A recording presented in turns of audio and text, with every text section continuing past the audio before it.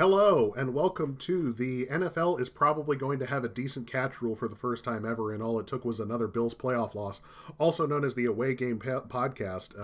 I am Duran Pierpali, and with me, as always, is the voice of the Southern Oregon Raiders, Kyle Clements. Kyle, how have you been? I know it's been a long time.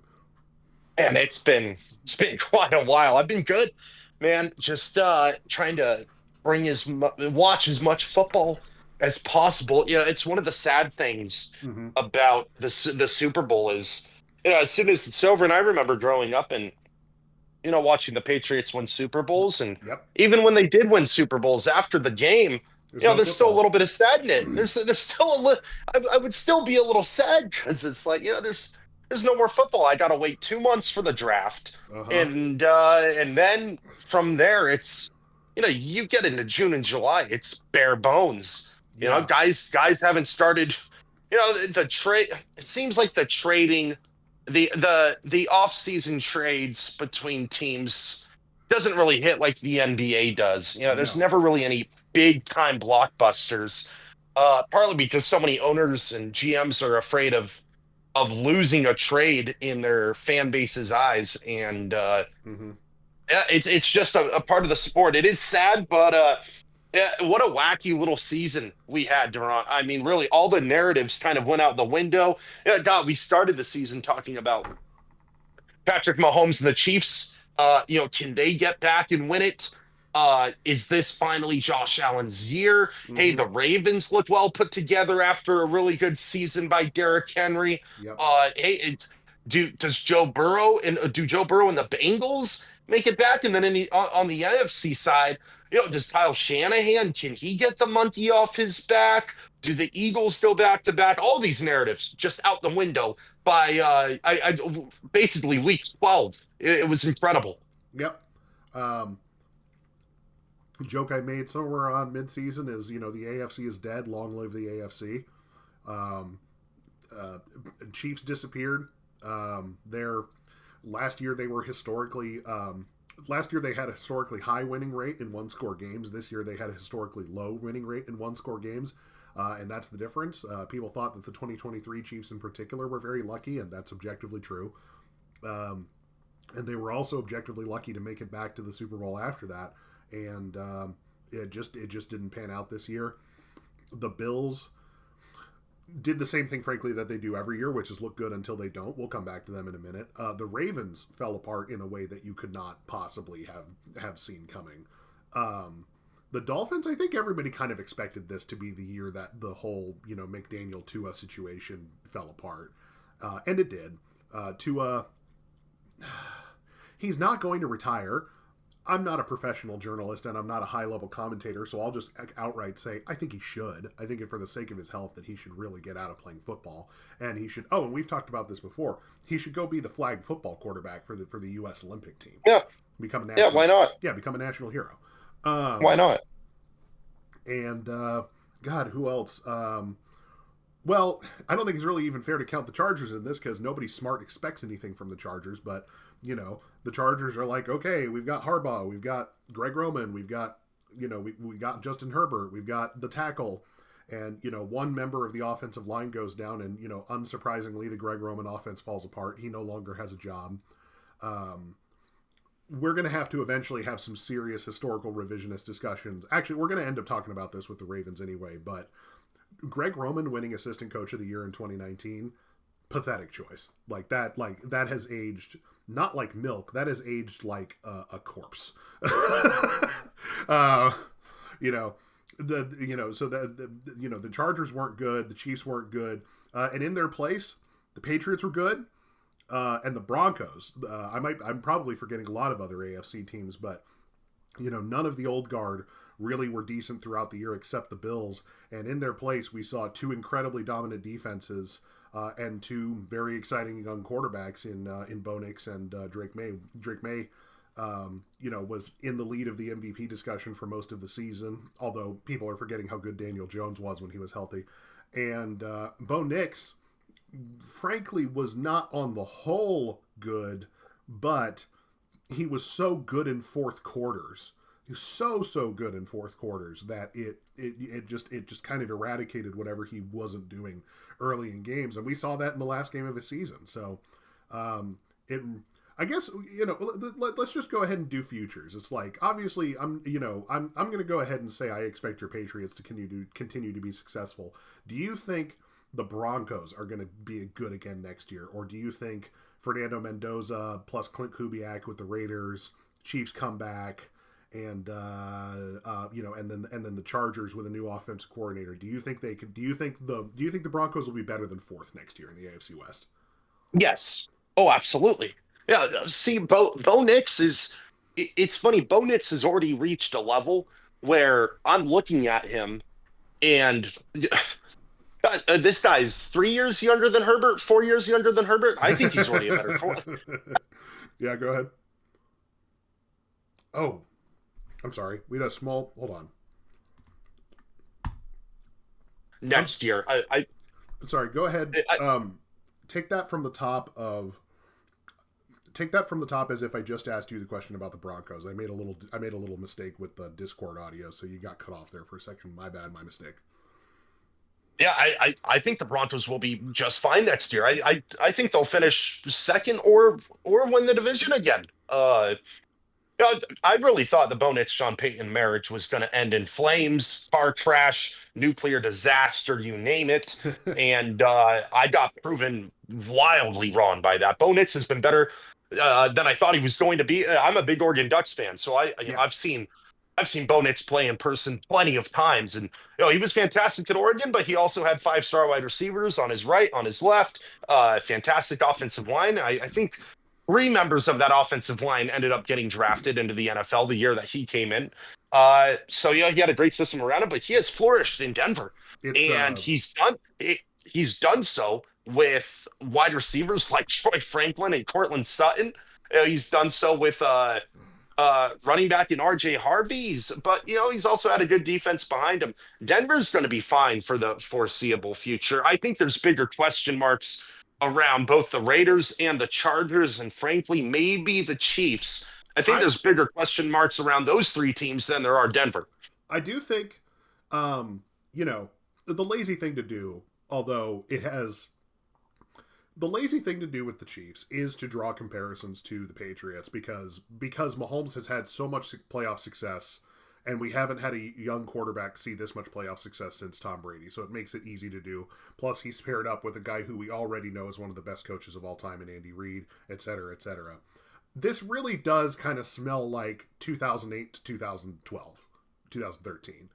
Where that division is getting a lot better, which is frankly something that we did never really see in the Patriots dynasty. But they just have too many holes on that roster to fix in a season and all of a sudden be back in the Super Bowl next year. I would be shocked if they were last in the division. I don't think they were even last in the division this year, if I'm not mistaken. No, of course the Raiders are the worst. Yeah, no, and the thing about it is that Andy Reid is not younger than Bill Belichick. He's a contemporary of Bill Belichick. He's old. He's very old, and I think them rehiring Eric Bieniemy was a great decision. But at the same time, I know a lot of Chiefs fans were hoping to hear a voice from outside the building come in, and so it's not a fresh direction. They don't have the personnel they had the last time that Eric Bieniemy was calling the offense, or being the offensive assistant, whatever the hell you want to call it. And we just don't know how many more years we're going to get out of Andy Reid, because 10 is not the answer. And is he going to make it another 5 years? Is he going to make it to the 2031 NFL season? That seems unthinkable, considering that he was coaching in the 2005 Super Bowl. I would, and I say this as somebody who wants to be optimistic about the Chiefs, frankly, who likes seeing them succeed, who likes what the league looks like when they're good. There's a lot of concerns with them. Travis is obviously within 2 or 3 years of retirement. He probably would have retired this year if they'd have had a better playoff run. And they don't have, an X. They don't have a great running back. Their O-line has a lot of questions. Their defense is not what it used to be, et cetera. They're not just incomplete. They might have almost nothing going for them except for Mahomes right now. So That's where I'm at on Yeah, them. absolutely. And you look at the Brady dynasties that, both sets of dynasties, he had great running backs beside him. Not just guys who could pound the rock, but guys who could pass block for him. I mean, Corey Dillon back in, the early 2000s, you had Antoine Smith, Lawrence Maroney, Ben Jarvis Green Ellis. Then you had your more shifty guys like Danny Woodhead, a power back like Rex Burkhead. I mean, they always had good running backs, something the Chiefs are lacking. Pacheco has continuously performed worse and worse. Clyde Edwards-Helaire is already Huge viewed as bust. a bust, Yeah. a huge bust. Let's call it a spade a spade. He's a bust. The offensive line, Josh Simmons, missed a ton of time this year. There were a lot of question marks around that. Yeah, I'm that sure was they weird. handled That was a that. weird I mean, story. I don't want to get too into it. I don't know if it was mental health. I don't Right. know if he had a family member that was sick, but he missed a lot of time, and Uh-huh. that's valuable time for a rookie as well. That's a time that a rookie needs to be taking their bumps and bruises. That's a time that rookies usually get their "Hey, welcome to the NFL" moment, right? When they get knocked on their ass, and then they go into the film room and figure out what to do. I mean, those are really big stages for a rookie offensive lineman, and he missed out on all of it. So Jawan Taylor continues to take 3 to 4 holding penalties and false starts a game. It seems like Yep. putting them in bad situations. And that's just the ones Uh, they Tra- call. Tra- Travis Kelsey, his performance has it's we can safely say has declined year over year for the last 3 years. Yes. I expect it to decline once again. Now, will he come up with one or two big clutch catches in the fourth quarter in 2026 if he comes back? Sure, he will. But yeah, he can't create any separation. We saw it this year. He's too easy to guard these days. And then you look at the outside, and it's grim, Duran. I mean, it's really bleak on the perimeter for Patrick Mahomes. He's got Tyquan Thornton. The backup tight ends, I think, are no good. Uh, the Rasheed Rice had his legal I issues. was about to say, I It, mean, his best wide receiver might be in jail in a few years. it's th- they really need to hit on this draft, Duran. Yeah. If they don't, they're in danger of floating in back from the perch into mediocrity. Yeah. If there's only so much Patrick can do. There's only so much he can do. Look at Tom Brady in his final season with the Patriots. That Yeah. roster was bare bones. Uh-huh. It was bare bones, and he couldn't do anything with it. A guy I consider the greatest of all time. There's only so much you can overcome. There's only so much you can overcome. And this year was just too much for Patrick Mahomes to overcome. And if they don't hit on the draft, it's going to continue to be that way. Yeah, and just on a and it's not, I think you and I would both agree that frankly it's not really going to be fair to him, but unless they all of a sudden discover an amazing wide receiver one, or discover the next generation tight end, or discover an amazing running back who can help carry the load, Mahomes is going to have another middling season of statistical production, and people are going to look at him and go, oh, does this guy really deserve to be in the conversation that we put him in from early in his career, based on where he's at right now? And it's just a matter of, I mean, you and I both know this, that quarterback production is heavily dependent on surrounding talent. He did not have a great year this year. He definitely had his worst year as a professional this year. But at the same time, he could improve next year, and the Chiefs would still maybe max out at 10 wins if they kept the same roster Yeah, and the same absolutely. construction that they did. As it comes to Travis Kelsey, I honest to God think they're playing with Travis Kelsey was just, hey, we're just not gonna make you the feature player in the regular season because we know you're aging and we need you for the playoffs. So it's not like they're gonna rest him regular season games, because they do need him out there. And of course, the NFL does not operate like the NBA. Star players play in games that people buy tickets for. But they're but if you can't make it to the playoffs, if the idea is break glass in case of emergency, if the emergency never comes up, you never break the glass. So yeah, they're treading in dangerous territory with their entire roster. And smart people, especially smart Chief fans, have pointed out that okay, Brett Veach did a fantastic job transitioning off of Tyreek Hill, and then putting together the wide receiver room that they had in 2022 that still then carried them through 2023. Very good job there. But if you actually look at his history of drafting, it has not been great. I think maybe Chris Jones was one of his picks, but a lot of the guys that were on the team that defined their success during Brett Veach's first few years were not Brett Veach guys. They were the last guy, whose name escapes me currently. But, Brett Veach got the job because he insisted on them taking Mahomes at quarterback. He deserves a lot of credit there. But in terms of the roster around Mahomes, there's been a joke going around that you see it on a lot of Twitters that, these AFC GMs have just kind of been football terrorists, just having elite quarterbacks and saying, okay, well, I'm going to let the elite quarterback carry my bad roster construction, which I largely agree with. Yeah, I mean, look at the Bengals. That Oh defense God, they're the worst. They're the worst is example. is they're the worst example of it. Yeah. You got a Joe Cool at quarterback. You give him a star wideout in Jamar, a good little flex piece in Higgins, and then with the rest, they just said, "Fuck it, we'll throw anyone out there." The defense is horrible on the Bengals. That's prime example number one of horrible ownership, just getting a star quarterback and then wiping their hands clean and saying, "All right, it's up to you, champ." Well, and with the Bengals are in an even worse situation. They're in a death spiral because what they've done now is, they've kind of made it Joe Burrow's decision. Okay, do you want to keep T. Higgins or do you want to get rid of him and trade him for assets? And Joe Burrow, looking at the rest of the roster that isn't Jamar Chase and T. Higgins, is saying, I'm not letting you take anything away from me that helps me be great, which is correct. I mean, it's kind of like the Peyton Manning situation, except that Peyton Manning would be like a running back and 3 wide receivers deep, and Joe Burrow and usually good offensive lines as well. And Joe Burrow is like two wide receiver ones, but nothing else. And we have absolutely seen this is what you can get done in the NFL when you have that, and a quarterback who I personally think is great, but people have a lot of questions about how much of his production is simply reliant on him having 2 of the top 7 wide receivers in the NFL as his top 2 targets. Sure. Yeah. Let's go ahead and talk about the Bills. This is the another year, another Bills heartbreak. I'll go ahead and lead with what I think is one of the most salient things to say about this, which is, and again, sorry that I always do this, but stealing a Nick Wright take. The media coverage of this Bills loss has been, in my opinion, embarrassing for the sport. People, feeling really, really sorry that a team lost a divisional round game where they played like crap. And it seems like the only guy on the Bills who understands how poorly Josh Allen played in that playoff game is Josh Allen.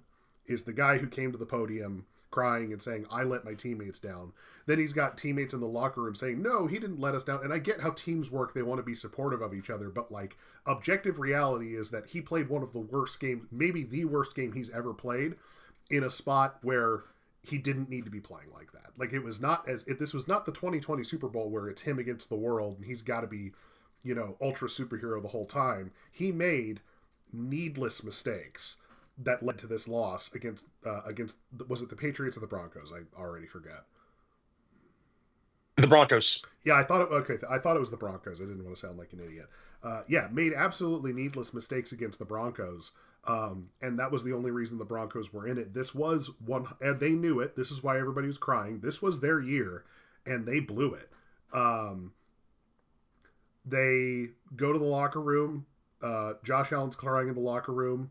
The owner, Terry Pagula, goes in the locker room. Josh Allen doesn't acknowledge him, which, for the record, even if he wasn't crying, if I'm the quarterback of the team, I would not be wanting to see the fucking owner after a playoff loss. It's like, what do you know about this? And because of the way that all happens, he finally decides to fire Sean McDermott, which people had been telling the Bills to do for years, but was an absolutely ridiculous decision in the moment.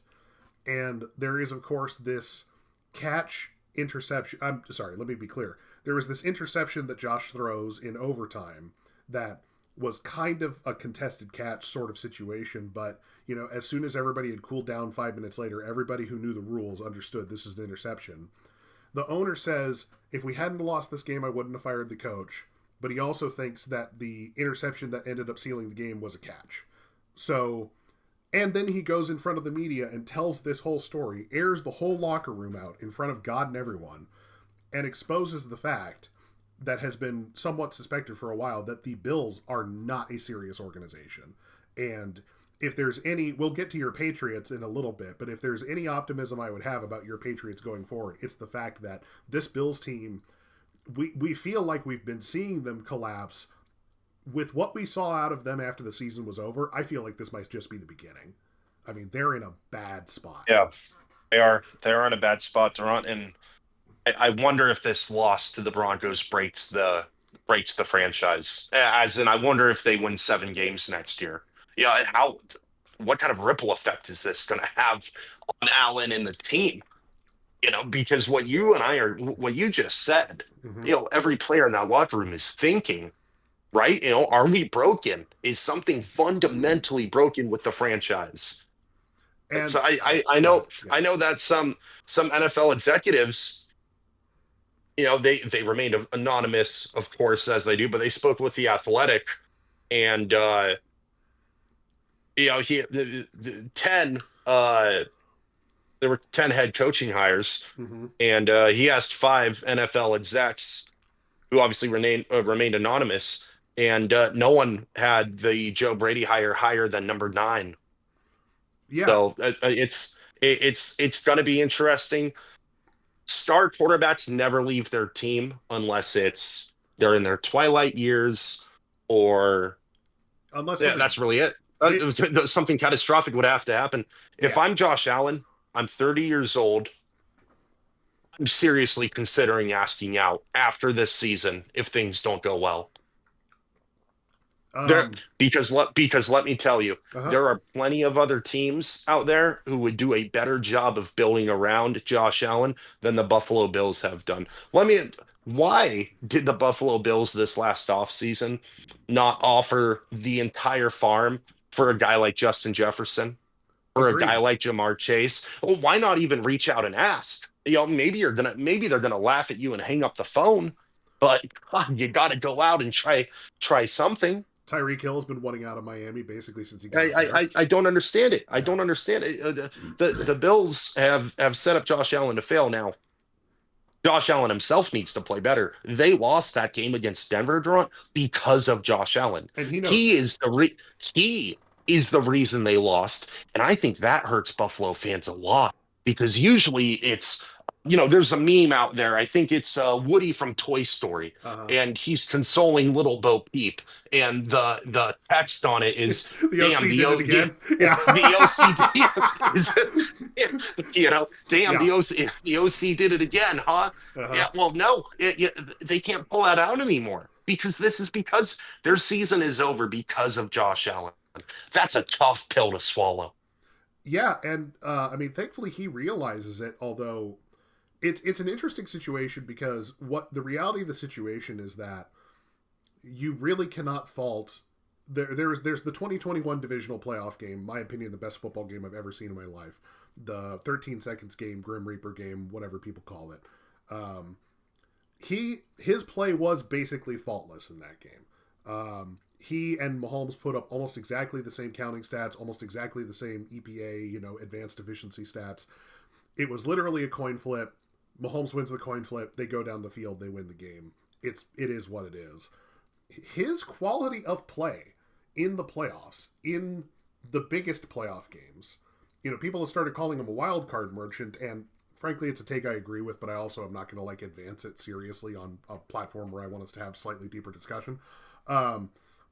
His quality of play has gotten worse and worse in the biggest games of Buffalo's year every year since then, and it's now reached a catastrophic point where it's almost as if he's the quarterback they drafted in the first place, who was wild and reckless with the ball, not particularly accurate, and all that sort of thing. And so he's going to, that's the thing, is that if there's any reason the Bills might win 7 games this year, aside from all their roster problems and the fact that they decided to go with a guy who was already in the building as the head coaching hire, Josh Allen might have to relearn how to be himself. Or at least relearn how to He be the might. best. Yeah, and I'm not. And for the record, that might also. I'm not trying to score points here against other AFC teams. The same thing might be true of Lamar because of the injuries and all that sort of stuff that happened with us this year. We'll get to my Ravens in a bit. But yeah, that's really the big thing, is that after a loss like this, it's this kind of smells like, Seahawks 2014, Malcolm Butler interception. Where do we go from here? And if they don't, and thankfully they did actually at least make a big change in firing Sean McDermott to tell the locker room, hey, the status quo is not going to be continue to be accepted. But at the same Right. time, where do they go from here? I mean, shoot, man. We haven't even mentioned the fact that they promoted the worst member of the organization, Brandon Bean. So he's now in charge. Yeah, He's now in charge of Joe yeah. Brady, the head coach, which is insane after the drafting decisions they've made. It's kind of the blind leading the blind, and it's also, yeah. Gosh, they better hope this Joe Brady hire works out, and by that I mean getting to a Super Bowl. They don't need to win it next year, but the clock's ticking on on Josh Allen, right? 30 years old now. Mm-hmm. Not Highly, everybody's going to be Brady I, either, Durant, where they play it's until they're well, 44. I mean, that was an anomaly. That's not going to be the expectation. Look at Rodgers. He fell off a cliff once he hit about 38, 39. yeah, So yeah. And the difference is, it's sorry, bad. I keep trying to jab this in there. Lamar, Allen, Rodgers to a lesser extent, all guys who are highly reliant on their physical gifts, all guys who have skill sets that you would not look at them today and assume that they would be playing past the age of 40 because you don't see them exhibiting the fundamental skill set that says this guy could play until he's 40. Yeah. Yeah, so I mean, I'm kind of more interested in the Buffalo Bills from Josh Allen's perspective because we have never seen a star quarterback asked out. I think we are slowly trending that direction. I slowly I say because heck they could take the league by storm next year because Josh Allen is that good. Mm-hmm. However, if they don't, shoot, man, look at Minnesota. Just Yeah, just look at how Minnesota's built, right? yeah. They're built in the trenches. They've got an okay defense, star weapons. Justin Jefferson's one of the elites. Jordan Addison is a great number two. And look at the coach, Kevin O'Connell. He's incredible. And Yeah, gosh, probably the best defensive coordinator in the league with Brian Flores. probably, Yeah, if not top three at yeah, least. agreed. So Yeah. so if I now listen, Josh Allen's also, maybe this is a case of being loyal to a fault. He went to Wyoming, spent all 4 years there. Yep. He's a small town, small market guy. Yeah. Maybe he just loves Buffalo and he loves the fan base and he loves going to work there. In that case, fine. But if there's a part of him that's, if there's, which I'm sure there is, if there's a little more than just a fire burning in him, man, I'd be surprised if him and his agent aren't taking a look at some other teams, Minnesota included, and thinking to themselves, how would my career look if I went there? Well, you are 100% right that to make, I guess, again, the lazy comparison, the NFL has yet to have a LeBron, a guy who just decides, I'm sorry, I'm better than this organization and Yeah, I need to be treated better. It does seem like we're getting closer and closer to it because there have been moves, yeah, especially when it comes to front offices and coaches, that kind of smell like that. Like great GMs who have, left teams where, like, let's put it this way. Eric DaCosta was sitting behind Ozzie Newsome for a long time, and I think if you'd have advanced that whole situation a few years forward, he probably would have left the Ravens a few years prior because we've seen a few guys get hired as GMs who otherwise probably would have said, "No, I'm going to wait for the other guy to retire first, and then I'm going to take over the team that hired me in the first place and that I love." I've always had a little bit of suspicion. I kind of play it both ways with Mike Vrabel, where I say like, man, the Titans were really dumb to fire him. I also don't think I've always been under the suspicion that last season with the Titans that they probably did the exit interview, and I think Mike Vrabel probably kind of just socked it in the exit interview and didn't give his best exit interview to try and keep that job because he knew the Patriots job was coming open. That's very possible. I also think Yeah. Vrabel holds resentment against the Titans for dealing AJ Brown. Yeah, I agree. Yeah, and for the record, I don't hold that against Mike Vrabel at all. I think that is a smart move. We have yet to see a quarterback do this, but given the lack of success that Herbert, Allen, and Lamar have all had with the teams that drafted them, we're getting closer and closer because there's going to be one of these guys who says, I'm not going to be Carl Malone. I'm not going to be Jake Delhomme or whoever. I'm not going to be one of these guys who's Yeah. ringless just because they ran up against one of the greatest of all time.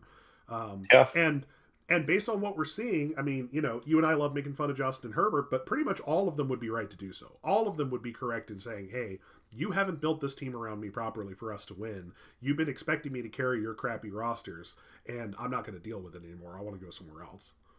Yeah, I think Herbert to a lesser extent, just because I think Lamar and Allen have proven so much more with the MVPs and Yes. with their style of play. But yes, no, you're right. And yeah, I said it on my radio show. I said it last year after the Chargers lost to the Texans that I'm done making excuses for Justin Herbert. Yeah, I agree. I did it his first few years. I'm not doing it anymore. I don't know how good he is. And that's scary if you're a Chargers fan, right? Because you've got Harbaugh at the helm. Things seem to be trending in the right direction. But again, that game against New England in the wild card round, the Chargers lost because of Justin Herbert. You know, He's when teams, in my opinion, they did. When teams start to lose because of their quarterback, it opens the door to some really nasty conversations. Yeah, no, and I have a lot of skepticism. I guess my only let's put it this way. I was more skeptical of Justin Herbert before they brought in Jim Harbaugh and before they brought in Greg Roman in particular because my experiences as a Ravens fan with that Harbaugh family tree and with their coaching with their favorite coaches is I'm kind of looking like, "Oh, they were supposed to bring in they were supposed to bring in an offensive coordinator who could get the most out of Justin Herbert, and they brought in the guy who will take the ball out of his hands as much as humanly possible, the guy who will not Yeah. develop him." I, I, let's put it this way. I guess in a simple way, this is the first time I'm willing to make an excuse for Herbert because it's like, if I think the Chargers bungled that. Obviously, if Jim Harbaugh is available, you take him. But if he tells you, "Hey, I'm thinking of bringing in Greg Roman," you tell him, "No, you're not bringing in Greg Roman, or you're not keeping this job." Yeah, Because well, the yeah, Chargers just made the best hire of the cycle with Mike in Mike McDaniel's. McDaniel's. Yep. I mean that was easily the best hire. I mean, Mike, what does it say about Cleveland that McDaniel turned down a head coaching job to go be an OC? The difference in money of being an OC to being a head coach is astounding. It's millions of dollars. Take into account the taxes that McDaniel's is going to pay in California versus Ohio, Yep. and it gets a little more head scratching, right? I mean, this is millions of dollars that McDaniel's is basically turning his nose up. He's basically telling Cleveland, hey, go F yourself, flipping them the bird. Goes to California because in his mind there will be a head coaching job that comes available in the future that's more lucrative and in a better position than with the Browns. Well, It's an A plus. It's an A plus hire by the Chargers. If Herbert can't get it done now with Harbaugh and McDaniel's kind of holding his hand, yeah, each of them holding one of his hands, yeah, then it's not going to happen. yeah. I do 100% agree that I expect. I can't say I expect him to win the MVP this year, or else I will have no expectations of him. But it's like you've got to make the second team all pro. Make the second team all pro. Sure. You don't. I'm not going to hold you to winning MVP because the MVP has become such a quarterback centric award, and Jaden Daniels will be healthy next year. I only bring up his name is just like it's so unpredictable. Daniel Jones was on track to win MVP this year. Um, Oh, absolutely. and so crazy things can happen, and I wouldn't be surprised if they coordinate him to an offense that is slightly safer rather than explosive, especially because that actually does seem to be his preferred play style. But yeah, I know. No, I need success from the Chargers this year. I need to see them. I need to see them at least make the wild card. I need to see them at least win a wild card game. For me to respect Justin Herbert at all. I mean, really, to respect him at all, because Yeah. it's like I've never seen. He's the if man. He's the He's if man. You've well, seen the memes on Twitter. He's if man. yeah, he is if man. And the other thing is, I've also never seen a quarterback get more respect with a thinner resume. And I get it. Like stats aren't everything. His tape is incredible. I get it. Blah blah blah. Like usually guys who aren't good in the playoffs win a lot of regular season games. Usually guys who don't win a lot of regular season games, put up great stats. And Justin Herbert doesn't do any of those three things. He doesn't win playoff games. He doesn't win a whole lot of regular season games. And he does not put up amazing stats. His most significant statistical achievement in his career is that one time he threw for 5,000 yards in a season where he also was like, I think, third in attempts or something. That is impressive. But, you know, I see, like, Justin Herbert gets media coverage as if he's like some sort of lock Hall of Famer. And, you know, I mean, he's not even Sonny Jurgensen, who just recently passed away, R.I.P. If you know the name, Washington. Rest in peace. Yeah, rest in peace. Washington quarterback from the '60s who put up ungodly stat lines, but never played on a good enough team to be in the playoffs until he was already very old, and so the one playoff start he has is really ugly. But like, yeah, no, it's astounding. It is really just astounding how much respect Justin Herbert gets from media and from a bunch of people for how little he's actually done. Yeah, he definitely needs to get it done with Mike McDaniel this year. Pretty much, I mean, regardless of who they have at receiver, and it seems like that receiver room isn't that bad. And and just as a closing point on it, this is also a point a bunch of other analysts have made. But like, you know, in this age of quarterback mobility, we expect you to still at least get something done when tackles are out. And you know, when when Joe Alt went down, it's all of a sudden like Joe Alt's the best lineman in the history of football because it's just like, well, what can we expect Justin Herbert to get done with his tackles out?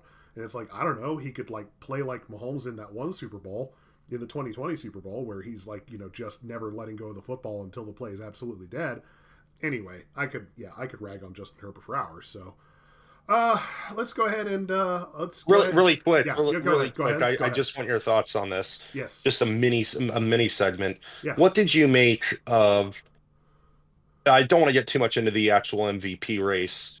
What do you make of the voting when it comes to the MVP race? Because Dan Orlovsky, you know, he became kind of hated by New England fans and beloved by Rams fans for essentially saying he's going down with the ship on Stafford and he doesn't care if he's wrong. That's a direct quote, and that he's going to vote for Matt Stafford in the MVP. My opinion as a somewhat salty Pats fan is that, you know, this MVP race was voted on by guys who have Stafford on their podcasts, sign jerseys of Matt Stafford hanging up in their house, and talk to this guy on a regular basis. I'm a little bit softer than you on it. The biggest take I had on this is that it, honest to God, felt like Stafford won this on seniority. Tom Brady came out and said Drake May will have plenty of other chances. Well, that shouldn't be taken into account. And it also shouldn't be assumed. That should never be taken into account. He's young, he'll have other chances. That's not. Yeah. Sorry. Yeah. You should never have to prove it twice to win one of the key awards. That is a thing that has sickened me about this MVP since. Honestly, I listen. I think May should have won this award. I think Stafford is a deserving winner. I don't think there's been and the thing is, that's a massive improvement because I don't think there's been a deserving winner since Rodgers in 2020. And you could make the argument. I mean, you know, Brady was ridiculous that year. Mahomes was ridiculous that year. That was at least a close race. But Rodgers did such things with efficiency throwing the football that it kind of, you know, that it just seemed overwhelming at the time. I get the narrative was on his side. I get it. 2021, he wins it again with another statistically amazing season, but not as good as one as he'd had. Brady got better. I personally think that Joe Burrow was the MVP that year. I could go back over the numbers, but long story short, they had very similar per play efficiency. And when you look at I forget what the baseball term for this is, but it's like baseball's term for things like barrel rate, you know, the real micro stats that are process oriented and not results oriented. Joe Burrow's accuracy numbers from 2021 are unbelievable. He did not play his best football in the playoffs, but it is a regular season award. 2022, I'm sorry, that was Mahomes. Mahomes had like one of the best QB seasons ever. Yeah, that one was good. 2023, talked about it forever. We'll talk about it forever. Brock Purdy was the obvious MVP. The older we get, the stupider that's going to look. Then Lamar Jackson wins the award that year. Then he's the obvious deserving winner in 2024, but his having won it in 2023 and then playing so badly in the 2023 playoffs was so embarrassing to the voters that they give it to Allen instead. Allen goes and then, takes his, what some people have called the DEI MVP, and plays badly in the playoffs. And then we get to 2025, and I was hearing people talking about Matt Stafford winning the MVP weeks before the season. Like, it seems like there were some voters who were like, if Matt Stafford has a good season, I'm going to vote for him. That really, honest to God, seems like what it was. And we had... It's sickening. Yeah, and it's like, oh, well, the Patriots had such an easy schedule. I got to tell you, I will just come out flat and say this. I don't care. Like, like, to me, I'll just say this flatly. You have to have, for me personally, I would give it to the guy who has the best stats 99 out of 100 times. You have to have incredible extenuating circumstances for me to look at the guy who has the best stats and say that's not the MVP. And the only statistic that Matt Stafford had on Drake May was a lot of short passing touchdowns to guys who were very open. From the 1 yard line now. Yeah, from the 1 yard line. And Drake May was first in EPA per play. He crossed the 0.3 EPA per play threshold, which is most MVPs basically of the 21st century have crossed the 0.3 EPA per play threshold. I could get into the weeds on this. Stafford was sixth. I've been meaning to do the research on this. You still get probably more EPA than you should for throwing touchdowns. So if I were to go back and adjust, like if I were to take out Stafford's least valuable touchdown plays and see how that made his EPA stack up, he might barely be top 10 in EPA per play. I don't know. I was just curious about your thoughts on the voting process. Sorry, you asked the media. You asked me. Sorry, you accidentally asked me about one of my favorite subjects, and I'm sorry to have taken this long. It's okay. To keep it short, I 100% think that Drake May should have won this award, and it's like, oh, well, he had such an easy schedule. Yeah, no, I don't think anybody really cares. It's like, it's already happening now where people are like, dude, in 2024, Lamar Jackson threw 41 touchdowns and 4 interceptions, and he also had a bunch of rushing yards, a bunch of rushing touchdowns. How did he not win the MVP that year? You don't want that question to be asked. It should just go, I understand it's called the MVP. I would rename it. I would just call it Most Outstanding Player, and I would also make it, I'd also just make it the Most Outstanding QB, the Johnny Unitas Award, whatever the fuck you want to call it. To me, it's absolutely ridiculous that it's like a bunch of voters decided that Matt Stafford needed to win this MVP to make him Hall of Fame eligible. That's really what it gets down to for me. And yes, because he has an MVP now, and an MVP that I ultimately do think was a decent MVP, he is Hall of Fame eligible because he has the ring, the MVP, and now with the Rams, he has a bunch of quality postseasons that are undeniably good. But at the same time, it's almost like a Herbert thing where it's like, guys, the favoritism being shown here is absolutely insane. I think this MVP award has gotten really bad in the NFL. And I say that as somebody who does think it should go to a quarterback every year. I think it's gotten that bad. Yeah. Yeah, I'm trying to remember the last non-quarterback. I think it was Adrian Peterson, That's 2012. Yes, AP 2012. Yeah, no, it should go to a quarter. It should go to a quarterback every year. I think before AP, it was running backs, LT and John Alexander in 05-06. I guess they split it with Manning and McNair in 03. I didn't know that was a thing. And then, of course, Warner, Gannon, and Folk back in the day. So, yeah, no, it is a quarterback-dominated award. Yeah, no, sorry for going on the tangent. You just, no, that's okay. I do not like. I appreciate your input on that. I will say, as a closing thought on this, I will say, the voters not being brave enough to make specifically Brock Purdy the MVP in 2023 fucked up at least 3 consecutive years of voting. And that happens. You see this happen in sports all the time, where when they get the MVP wrong, it creates corrective voting patterns that make it even more wrong until there's some sort of hard reset. So hopefully we have a hard reset next year where we just frankly give it to the guy with the best stats, because that's what we should do every year. And hopefully we just learn from this. But yeah, it's very, very silly. You want to talk about the Ravens? Let's talk about the Ravens. God, where do we start? What a fucking disaster of a season from the Baltimore Ravens. Yeah, let's start with the firing of Yeah. Harbaugh. What did you make of the firing? The timing of the firing? There was you and I talked during the middle of the season. I sent you that Reddit post Uh huh. of I think they call them WAGs, right? Wives and girlfriends Huh. of NFL players. I think it was posted by a wife or a girlfriend of a Oh, member yes, of the yes, yes. Ravens. Wow. Oh, Yeah, God. That's already been yes. forgotten about. That's how crazy this season has been. We already So forgot about that. so Yeah. she verified her identity. She proved that she was Uh-huh. that this was all valid, that she was who she said she was, that this wasn't some troll behind a computer. She made a Reddit post saying that the entire team, Lamar Jackson can't stand Harbaugh. There's grumblings in the locker room. It's not a good culture. A lot of blah. I mean, we had that come out, and then the firing of Harbaugh is kind of the aftershock. Um, what really struck me about that Reddit post was the players apparently saying that they'd been done with Harbaugh for years. And that is okay. So let's put together three things. That Reddit post says that the players had been done with Harbaugh for years. In retrospect, it is pretty obvious that this firing was at least a year overdue, because not taking the 2023 team, everybody says, is like a super special historical team that should have made and won a Super Bowl. I'm not even sure we could have beat the Eagles that year.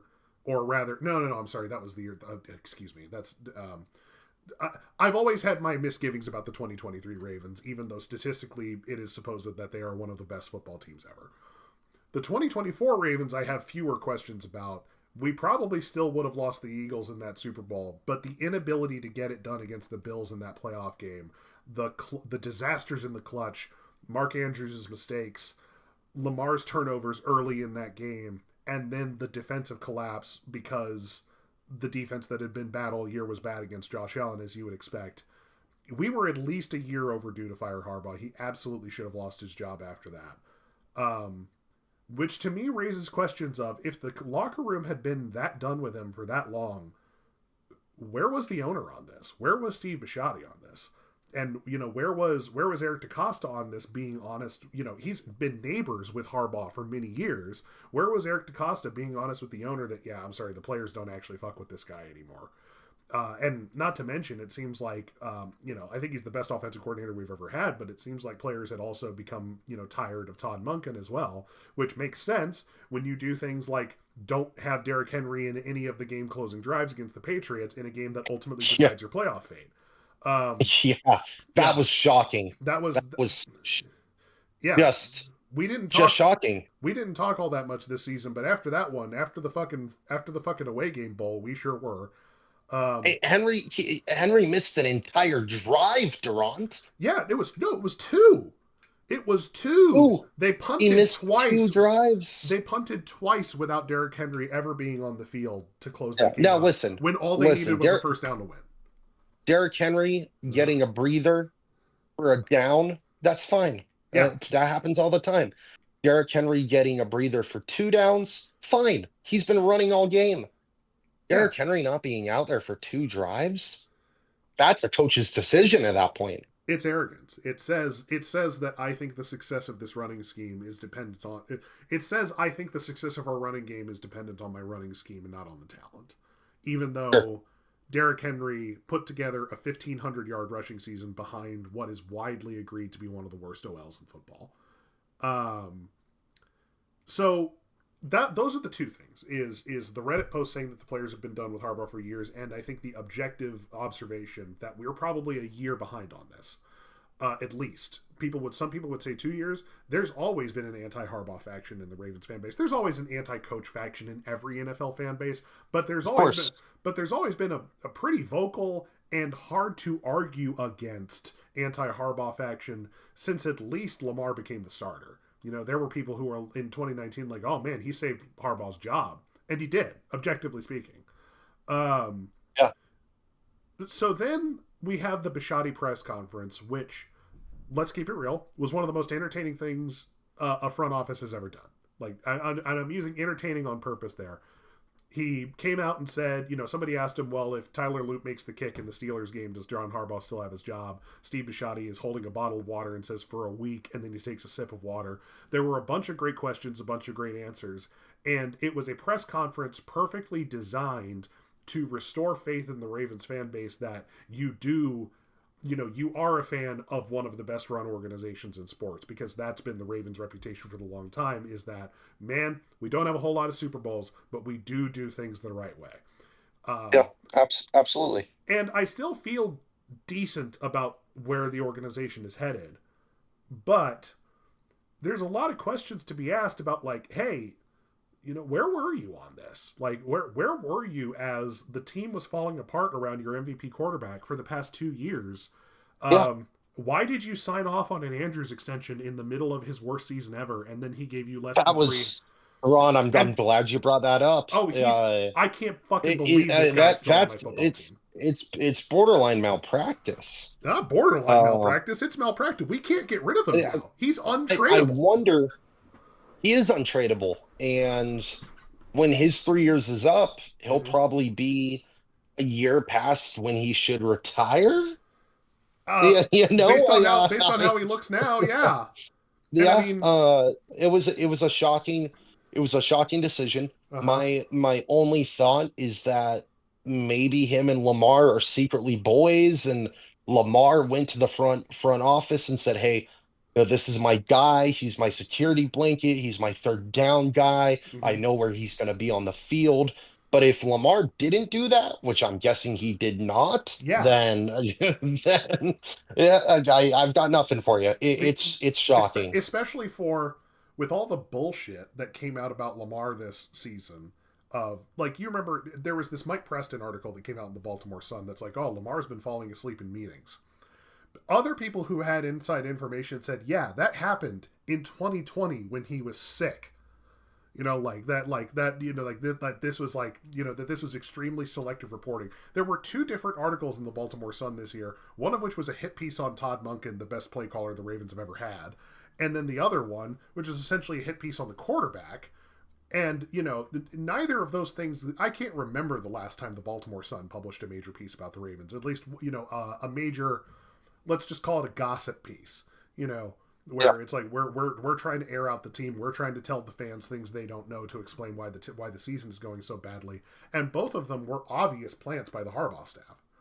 On top of that, we now have reports coming out. Oh, sorry, not reports. Hollywood Brown does this interview recently with one of the Ravens media beat reporters guys, and he comes out and he says this narrative that we heard for a long time that I thought was just from ignorant media members that, like, oh yeah, Lamar Jackson needed Greg Roman's offense to be successful. That came from inside the building. That there were people who sincerely believed, looking at the tape from Louisville, where he ran a pro style offense, that no, we need to lock him down into this, highly modified wishbone offense, where we're going to run the ball even when we shouldn't, and stall his development as a passer. And between that and, I have very serious concerns about that as an attitude in the office. I'm kind of wondering myself, it's like, the Bills bring in a guy to develop Josh Allen as a passer. The Ravens bring in a guy to emphasize Lamar as a runner. Let's put it politely. And, it's like, well, what's the big difference between Josh Allen and Lamar Jackson? The really big one. And it stinks. It just stinks to me. I had been a big fan of Harbaugh for a long time. I was a vocal defender of him until at least the end of 2023. And the stuff that's been trickling out of the building since the collapse of the season, since the collapse after the Patriots game and all that sort of stuff, has been really kind of recontextualizing how I think about, like, the past 10 years of Raven football. Sure. And it's been disturbing. There was one other thing I was going to address with Lamar Jackson. I can't quite remember it now. Oh, we have new coaches. We hired Jesse Minter, the defensive coordinator of the Chargers, and he decided to bring in Declan Doyle, the offensive coordinator of the Bears.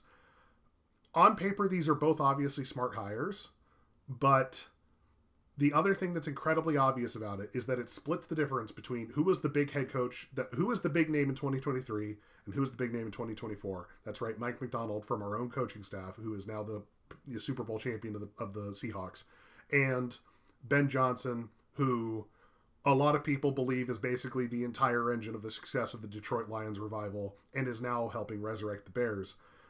So we hired a defensive young mind from a Harbaugh tree in Jesse Minter, like Mike McDonald was, and we hire a guy who I would impolitely call Ben Johnson's coffee runner in Declan Doyle to be the offensive coordinator.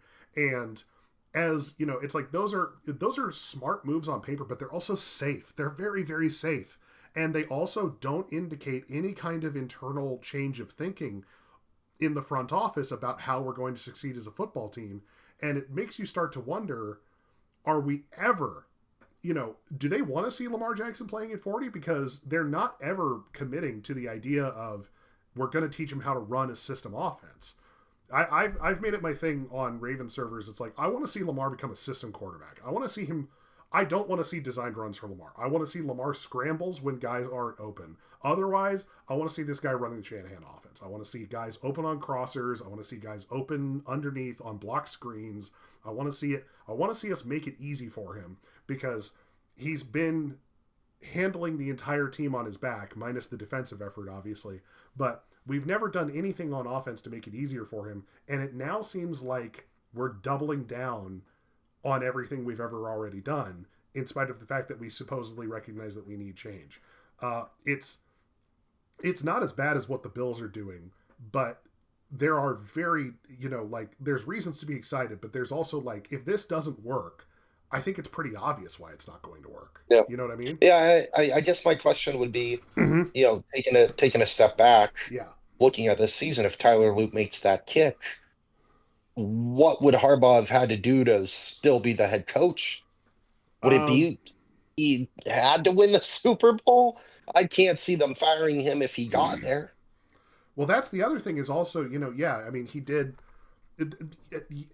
This was, yeah, I mean, this press conference with Steve Bisciotti was way more buttoned up than the Pagula press conference, but at the same time, he says, "Oh, Harbaugh would have only had his job for another week, presumably because he would have expected us to lose in the wild card round." Well, what if we won in the wild card round? Because yeah, Yeah. if we'd have made another deep playoff run off of, well, I mean, we've only had one deep playoff run with Lamar, unfortunately. But if we'd have had another playoff run, can you really believe that he would have committed to that? That he would have said, "Okay, it's either Super Bowl or bust," especially if we'd made it to a Super Bowl and lost, which the Ravens specifically have never done. It's yeah. There's a lot of questions to be raised about what this organization actually thinks of Lamar Jackson. And sorry, this is the final thought I needed to get in. Now I remember what I was forgetting. We probably lost years of Lamar playing him this year. I was begging for us to lose to the Bears when we were 1-5, and we could have been 1-6 if we had Sure. lost to the Bears. Sure. You, Tyler, you probably did. You probably did. yeah, Tyler Huntley goes in and wins that game. All of a sudden, the season is alive again, and I'm just like, God damn it. We're going to achieve nothing this year, and we're going to burn years of Lamar's prime doing it, just like we did in 2021 and 2022. We should have just, as soon as we went 1-5, it should have been Lamar Jackson. You're sitting at home recovering. Get in the chamber. Vegeta's going to guard you for the offseason, and Yeah. and we're going to fire John Yeah. Harbaugh. Yeah. and instead, That would have.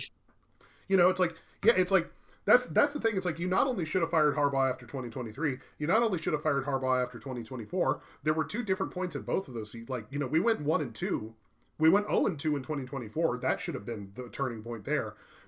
There should have not been a question about whether Harbaugh has this job after we started 1-5. I can't believe that it had to go this far. I can't believe we had to have an entire awful season with Lamar Jackson, one of the greatest players of all time, the career leader in passer rating and QB rushing yards, for us to have a bad season with him at quarterback, for us to say, okay, maybe we need to change. And we should change to exactly what we're already doing.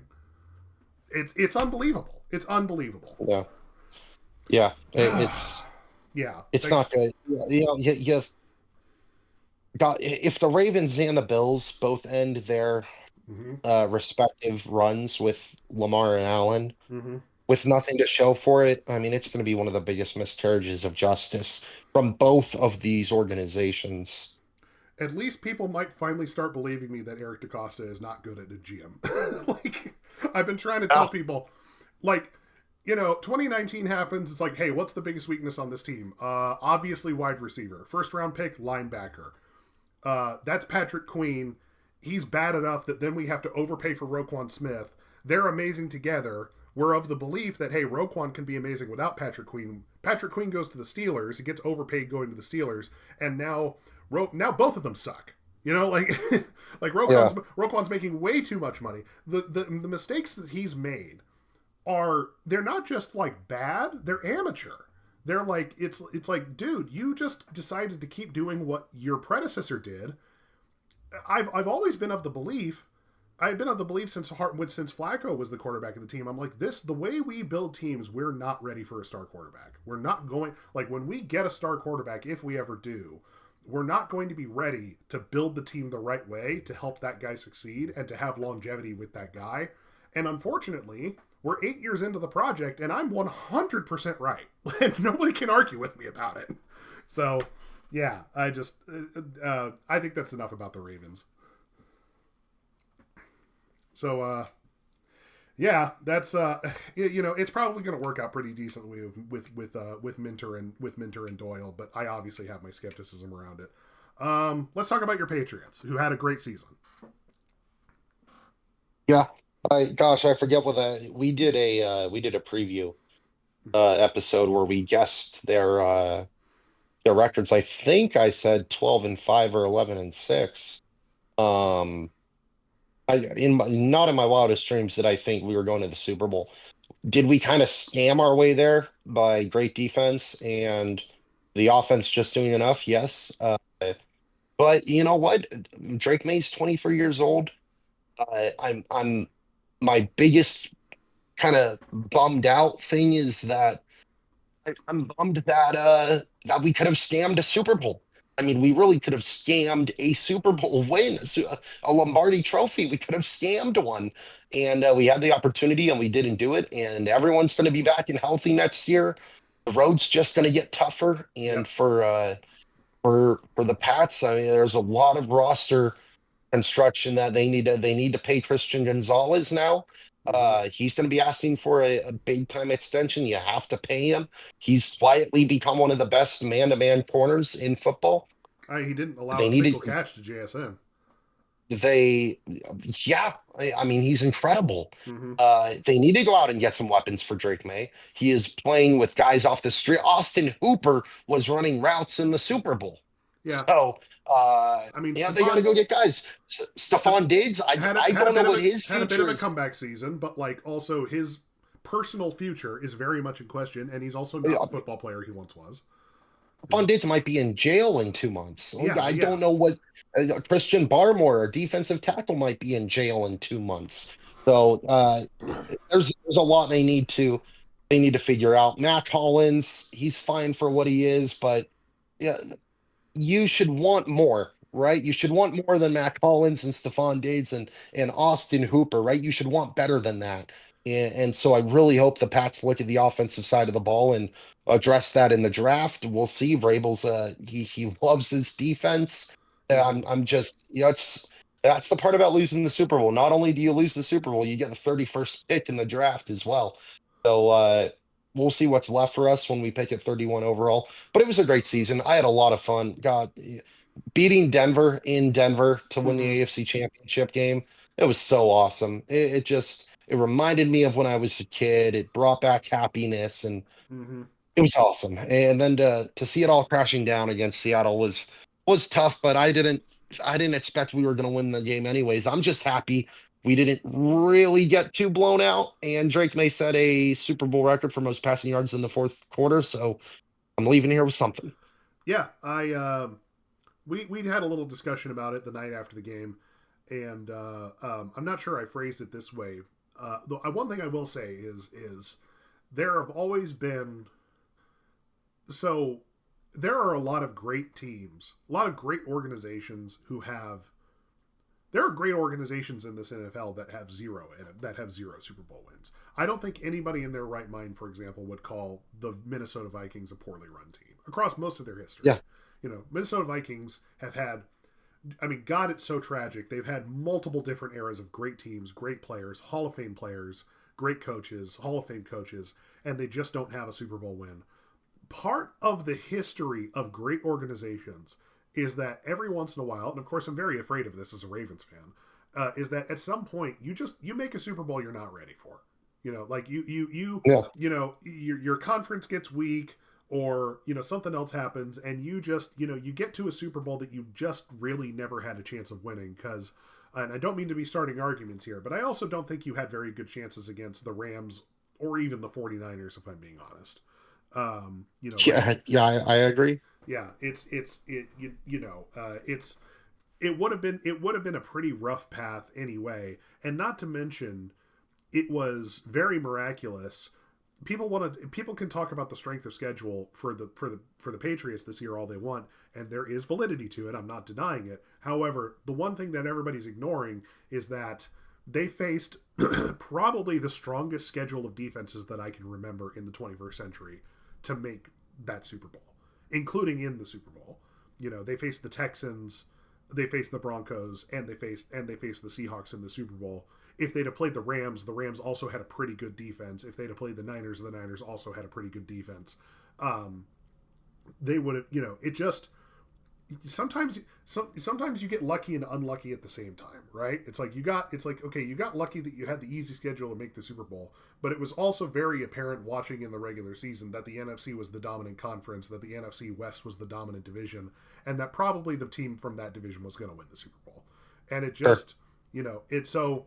I think there's the big thing to hang your hat on is that the Patriots are still a great organization because, the reason you make the Super Bowl is because Robert Kraft makes the difficult decision. I guess probably not that difficult for a lot of Patriots fans, but to get rid of, oh God, I'm sorry, who's their head? Gerard Mayo. Yeah, no, Gerard Mayo was the guy they had groomed for years, and they looked at 1 year of Gerard Mayo and said, no, this isn't working, Yeah. and that's the reason they're in the Super Bowl now.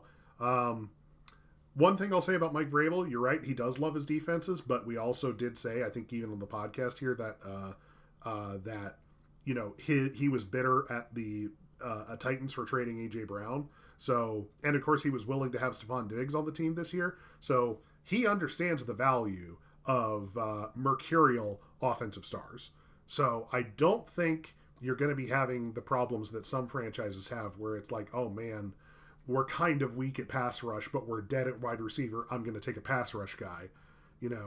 I think, if you have opportunities in the draft to get better offensive skill players, I would bet you're going to get them if Mike Vrabel has any influence over the roster creation, and I think he does.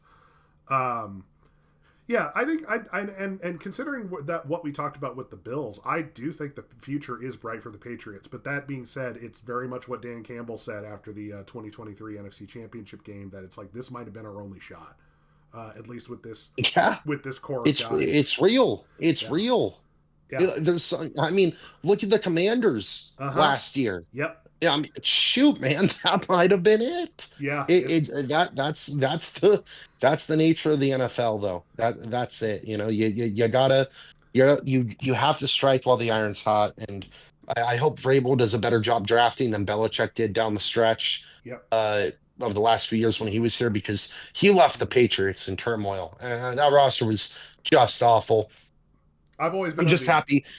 I'm just happy that the Pats are back, and Yep. that they are being taken seriously, that they're a good team. Hey, they'll be in the mix for the postseason next year, maybe in the mix for a division title. From there, we'll see what they do in the postseason. I'm just happy we're off the Mac Jones Yeah. throwing the interceptions in Germany against the Colts Yeah. and losing 10-6. And I'm thrilled that they're back and competing. Yeah. No, it's and I mean, I despised the Patriots, obviously, as a football fan growing up in the 2000s, as any rational AFC fan would. Of course. Who isn't a Patriots fan. It's kind of, Mike Vrabel's an amazing coach, and anybody who watched the Titans knows that. And And now, I mean, I've been put in the ridiculous position on servers that I'm They're in. likable. They're Yeah, likable. well, I've been put in the Yeah. ridiculous position of defending the quarterback who had the best stats in the league this year, in Drake May. And so I'm, Yeah. there's a part of me that's rooting and saying, hey, I hope Drake May comes back next year against this tougher schedule and still puts up really good numbers and still wins a lot of games. So yeah, and it is nice. The NFL was definitely needing a shakeup in the AFC because you could not just go through the entire 2020s with the Chiefs just being the best and it never being interesting. And they're being Right. the Bills and they're being the Ravens and they're being the Bengals, but none of it ever really mattering. Right. Right. Sure. The this in terms of just pure narratives, this was such an important year for the NFL to just reset. It's like, hey, we know what the future looks like now. We should be Yeah. expecting, even if the Hawks don't win again next year, we should be expecting them to still be excellent for the next 5 years. The tail end of Matthew Stafford's career is going to be interesting to watch. Is going to be Yeah. nice to see. And Kyle Shanahan has proven he's hit a level as a coach where it's like he's proven, give me almost anything and I will win 10 games. You Yeah. know. All right. Well, I got to get going, Durant, but I'm going Oh, to leave sorry. you with something. Yeah, go I'm ahead. going to leave you with something. Yeah. Go for it. Just yes or no answer. Yeah. Does CJ Stroud get benched at any point in the 2026 season? Does he get benched? Quick question. No, Is he? I know my answer. I'm Oh, curious what you think. well, here's the question because this determines the answer. Is he? Do they still have his 5th year option left, or is he? How many years does he have left on his rookie contract? He only started playing in 2022, right? I'm taking a look. Yeah, I'm taking a look now too. I think his rookie year might have been 2023, actually. Yes, it was. Okay, yeah, he's absolutely getting benched next year. Yeah. I don't know. Yeah, Now, he is. now I He will. is. I'll Isn't hedge. he? I'll hedge the bet a little bit. I don't think that necessarily means he'll be done, but he's definitely, unless he comes back as a fundamentally different kind of player. It's they're looking at something, especially because he does not have an offensive head coach there who is protecting him. Who is saying, "Hey, CJ Stroud's my guy." D'Amico Ryans has no reason to say CJ Stroud's my guy. In 2023, when he started, their defense wasn't spectacular, but their offense was very, very good. And they had a lot of success. Now it's all of a sudden become the Texans might have been the best defense in the NFL this year, and they did not have success in the playoffs because because of CJ Stroud. Period. End of story. And I've also got a quick one. If you don't mind, I've got a quick one for you before you go. Go ahead. Do you think Mike Tomlin is coaching another NFL team in the next 5 years?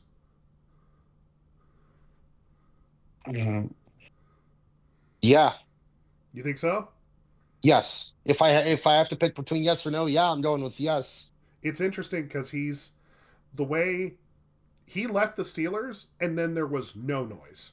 I'm talking no noise. Like, I mean, the Yeah. joke with Cowher for years is, oh, somebody's going to get Cowher back.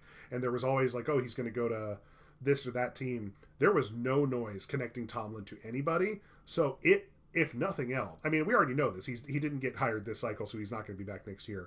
He is tapped out. We didn't even have time to talk about the season the Steelers had, but man, Yeah. Mike Yeah, Tomlin, he needs a reset. He needs a ran out of reset, juice. man. Yeah. He needs he needs a reset, man. Yep. And he needs to go to the Bahamas and hang out and just chill for like a month and then just regroup because Yep. the NFL lifestyle is so taxing on coaches that Yeah. I think they can sometimes fall into a rut. And I think that's what happened with Tomlin. Uh, I think he's passionate and a great enough leader of men Uh huh. to where he was squeaking out these 8 and 9 win seasons Uh huh. just by being, a leader of men, one of the boys. Uh huh. I think he squeaked out 9 win seasons just by doing that. You know, Mm-hmm. you, so I think he needs a reset. I do think he'll be hired by an NFL team going forward. I've got a sneaky suspicion that we could see him at the New York Jets next season. Oh, So that would be we'll so see. good. Yeah, Harbaugh yeah. on the Giants. Harbaugh on the Giants. Tomlin on the Jets. I mean, they would never It play wouldn't each other, but that'd wouldn't be that be so something? funny. Oh my Wouldn't god, that that'd be be something? Michigan men running New York. Oh my goodness. Yeah, yeah. Oh yeah. All right, Okay. Duran. Yeah, you got to go. You already gone? All right. Well, that's been another episode of Away Game. Sorry for it being so long. Thanks for joining us. We will talk to all of you next time.